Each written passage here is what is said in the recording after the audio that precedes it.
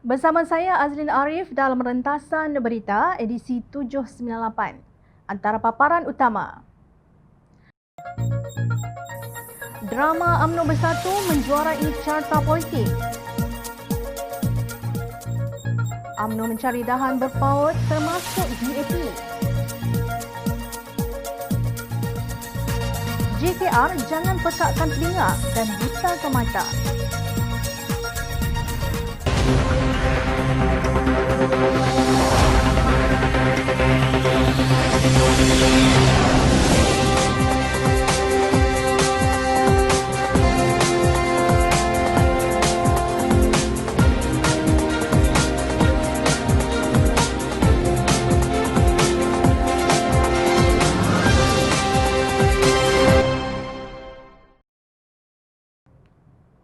Assalamualaikum dan salam sejahtera.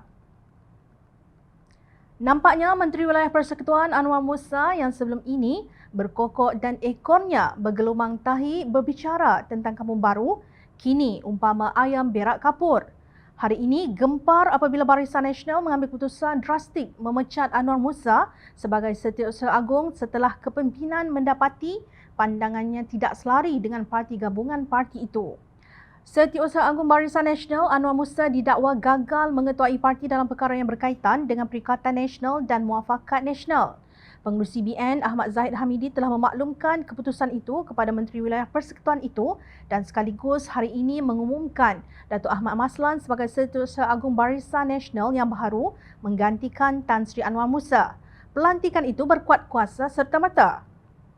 Menurut laporan, Ahmad Zahid mengumumkan keputusan tersebut dalam ucapan semasa perjumpaan khas dengan ketua-ketua UMNO bahagian seluruh negara di Pusat Dagangan Dunia Putra (PWTC).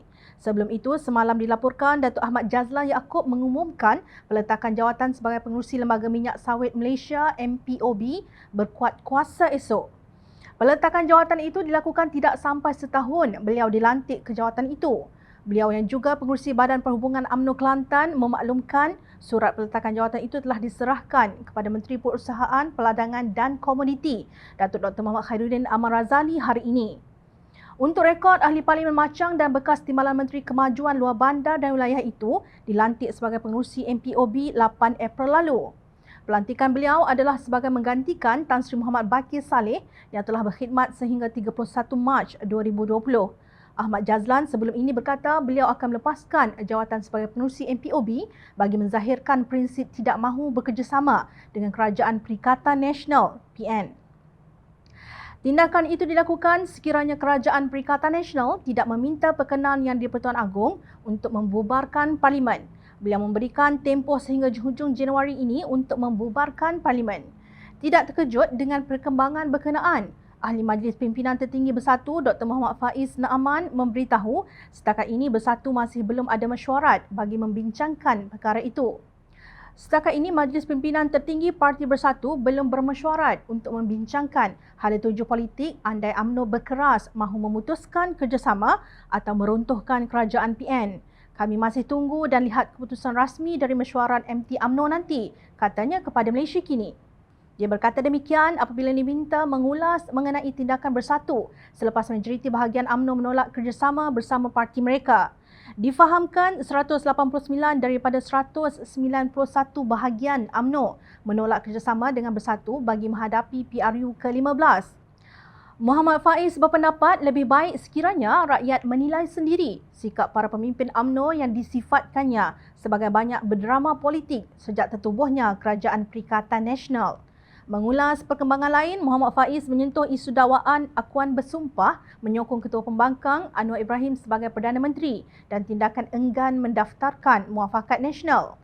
Yang pasti kami dan juga rakan-rakan PN seperti PAS telah menghulur tangan perpaduan ummah yang akhirnya berjaya memendekkan kekuasaan DAP dan puak ultraliberal di Putrajaya. Namun ia telah dibalas dengan angkuh, fitnah serta ugutan oleh pihak yang telah pun tersungkur di ajar rakyat dalam PRU lalu. Katanya sambil memuji beberapa pemimpin UMNO seperti Anwar Musa, Syahidan Kasim dan Ismail Sabri. Sementara itu, pemimpin Bersatu Johor yang juga bekas pengerusi UMNO dan bekas Menteri Besar Negeri itu, Mazlan Bujang pula berkata dia yakin bahawa Presiden partinya, Muhyiddin Yassin mempunyai rancangannya sendiri. Melihat dari aspek Bersatu Johor, Mazlan secara peribadi berpendapat dia menghormati apa sahaja keputusan UMNO. Menurutnya lagi, sebagai orang politik, pimpinan Bersatu serta Muhyiddin perlu berlapang dada. Sebenarnya, kedua-duanya kuat berdrama. Satu slot sinetron dan satu lagi slot Akasia 100 episod. Saling tidak mengaku kelemahan dan ketidakikhlasan diri sendiri. Sebenarnya, apa yang berlaku ini hanya satu sahaja jawapannya. Dan rasanya seluruh rakyat tahu tentang ini. Ianya tentang keberkatan. Tahukah anda, wahai UMNO, Bersatu dan PAS, anda telah merampas hak orang lain. Anda telah menafikan hak orang lain. Mengambil hak orang tanpa redha tuannya, tiada keberkatan. Hidup tak keruan, buat apa sahaja tidak akan menjadi. Tutup di atas, di bawah terselak. Tutup di bawah, dada pula yang terbuka. Kita sambung kembali memperkatakan tentang kegilaan berkuasa. Puak-puak perasan hebat dalam memimpin tanpa pernah ada rasa malu dengan pelbagai kes dan pertuduhan di mahkamah. Malah dah ada yang telah disabitkan bersalah. Hari ini, Presiden UMNO Datuk Seri Dr. Ahmad Zahid Hamidi difahamkan mengarahkan ke semua ahli Parlimen BN untuk angkat kaki dari Kerajaan Perikatan Nasional sebelum Februari ini. Ahli Parlimen Bagan Datuk itu dilapor berkata demikian dalam pertemuan bersama ketua-ketua UMNO bahagian seluruh negara di Pusat Dagangan Dunia Putera. Zahid juga meminta semua menteri dan pengurusi syarikat berkaitan kerajaan GLC dari UMNO melepaskan jawatan masing-masing sebelum 1 Februari 2021. Menurut sumber, UMNO sedang mempersiapkan minda dan jiwa para penyokong dan pemimpin bawahan mereka untuk membolehkan mereka membuat jajaran politik baharu termasuk bekerjasama dengan DAP, musuh yang sering menjadi sasaran mereka selama ini. Dalam masa yang sama juga, seluruh kepimpinan UMNO juga dipersiapkan untuk meninggalkan Kerajaan Perikatan Nasional, pimpinan Bersatu dan PAS. Sehingga kini, media melaporkan sebanyak 189 daripada 191 bahagian UMNO menolak kerjasama dengan Bersatu dalam pilihan raya umum ke-15. Perkara itu diputuskan dalam mesyuarat bahagian-bahagian itu yang berjalan mulai Jumaat lepas. Hanya satu bahagian di Kelantan dan satu di Perlis bersedia mempertahankan kerjasama sedia ada berdasarkan kenyataan pemimpin dari bahagian tersebut. Di Terengganu dan Kelantan pula, pemimpin UMNO menolak kerjasama diteruskan dengan PAS kerana bagi mereka, parti yang memerintah Kelantan dan Terengganu itu tidak pernah ikhlas bekerjasama dengan mereka. Ketua UMNO bahagian Kuala Krai, Muhammad Zulkifli Omar, dalam taklimatnya kepada pemimpin UMNO bahagian berkata, pemimpin UMNO berpendapat mereka tidak boleh berdiri sendiri buat masa ini dan perlukan kerjasama. Tetapi Bersatu telah menunjukkan belangnya dengan mencuri ahli-ahli dan pemimpin UMNO dengan pelbagai cara dengan tujuan untuk membunuh UMNO. Sebagaimana yang dibuat oleh Peja, Datuk Seri Faizal Azumu, Menteri Besar Perak, di Perak dia nak tukar habis UMNO dan jadikan Bersatu. Macam di Kuala Krai juga, dia nak tukar habis UMNO Kuala Krai jadi Bersatu. Mereka memang mampuskan UMNO. Memang kerajaan Muhyiddin Yassin ini nak mampuskan UMNO untuk digantikan dengan Bersatu, kata bekas Adun Manik Urai itu. Menurut beliau, pemimpin UMNO sudah cukup kecewa dengan Perikatan Nasional dan jika ia diteruskan dalam keadaan sekarang, UMNO akan rugi dan akan pupus selamanya dibunuh oleh Bersatu. Namun, kata Zulkifli menerusi audio yang disebarkan itu, yang pasti kerajaan PN ini akan runtuh juga awal tahun ini dan UMNO perlu bekerjasama dengan pihak lain untuk kembalikan kuasa UMNO bukan setakat dengan BN sahaja. Menurut beliau akan berlaku sesuatu tidak lama lagi kepada kerajaan PN ini sama ada kerajaan akan dibubarkan atau kerajaan baru akan terbentuk. Bagi beliau, UMNO tidak akan mampu membentuk kerajaan baru dengan hanya MP yang ada sahaja dan memerlukan kerjasama dengan parti lain. Sekiranya kita perlukan kerjasama dengan orang lain dengan PKR atau DAP sekalipun, maka saya berharap adik kakak di kampung boleh terima. Beliau mahu semua ahli dan penyokong UMNO menerima bahawa UMNO perlu bekerjasama dengan DAP jika mahu berada dalam kerajaan semula. Sementara itu, Timbalan Presiden UMNO Muhammad Hassan menegaskan beliau tidak akan berdiam diri sekiranya parti itu terus ditekan oleh PPBM termasuk usaha untuk merampas kubu UMNO. Ahli Dewan Undangan Negeri Adun Rantau berkata PPBM perlu berusaha untuk menawan kerusi milik pembangkang yang dahulunya rakan mereka di dalam Pakatan Harapan. Kita bukan dengki atau nak bunuh siapa-siapa, tetapi kau PPBM yang nak bunuh kita. Takkan UMNO Dayus nak diam sahaja. Saya selaku Timbalan Presiden Parti, saya akan lawan untuk parti. Katanya dalam program Bual Bicara Anjuran Studio UN9 di Facebook. Apapun keputusan dan kenyataan yang dikeluarkan oleh para pemimpin UMNO, BN pendek kata, terang lagikan bersuluh bahawa mereka sangat kemaruk kuasa. Tidak boleh menerima kenyataan setelah kalah ditumbangkan pada PRU14 yang lalu. Tidak cukup dengan kerjasama bersama rakal lebay PAS dan tidak puas hati dengan habuan jawatan yang diberikan oleh pengkhianatan dari Bersatu. Kini mereka cuba untuk memujuk DAP atau PKR demi kuasa.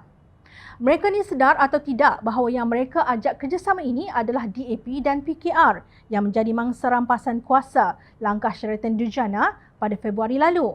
Sah, UMNO BN sudah hilang ingatan macam dalam slot sinetron.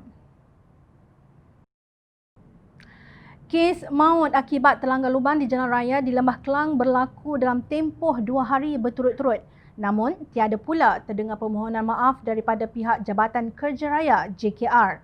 Tengah hari semalam, seorang penghantar makanan meninggal dunia selepas motosikal ditunggang terlanggar lopak di bahu jalan sebelum terjatuh dalam kemalangan di Jalan PJU 7/2 Petaling Jaya. Ketua Polis Daerah Petaling Jaya, Asisten Komisioner Ni'izani Muhammad Faizal berkata, kejadian dipercayai berlaku pada 1:15 tengah hari ketika mangsa sedang dalam perjalanan menghantar makanan. Menurutnya, mangsa berusia 31 tahun berasal dari Kampung Cempaka terlanggar lubang di bahu jalan sebelum hilang kawalan dan terbabas di lorong kiri jalan.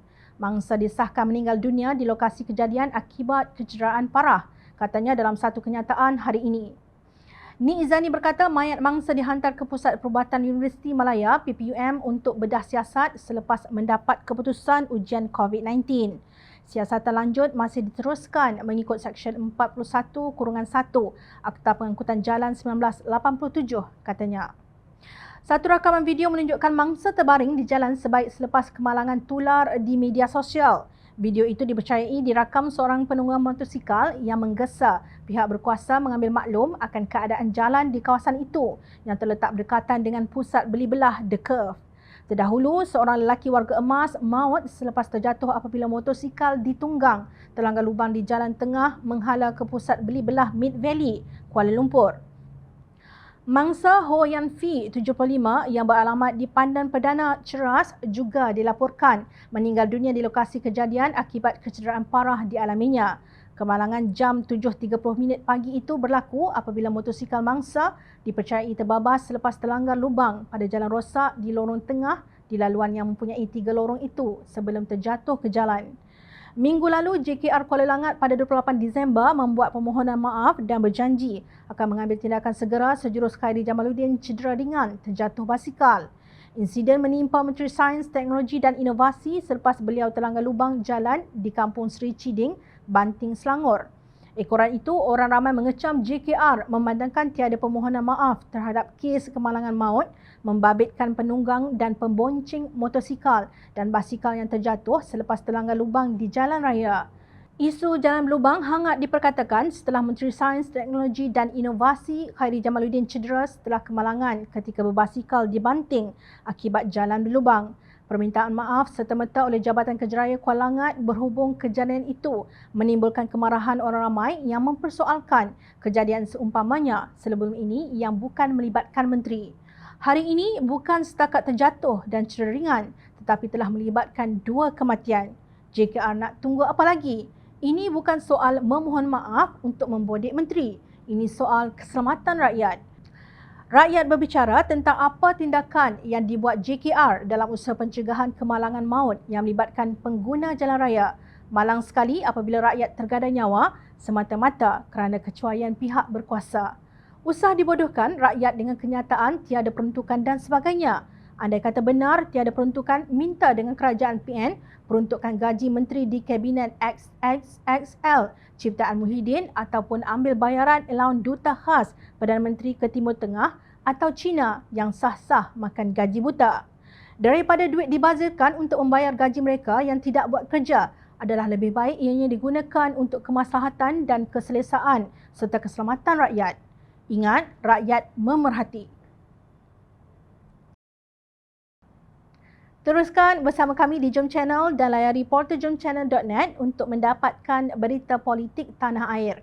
Saya Azrin Arif, terima kasih. Assalamualaikum dan salam sejahtera.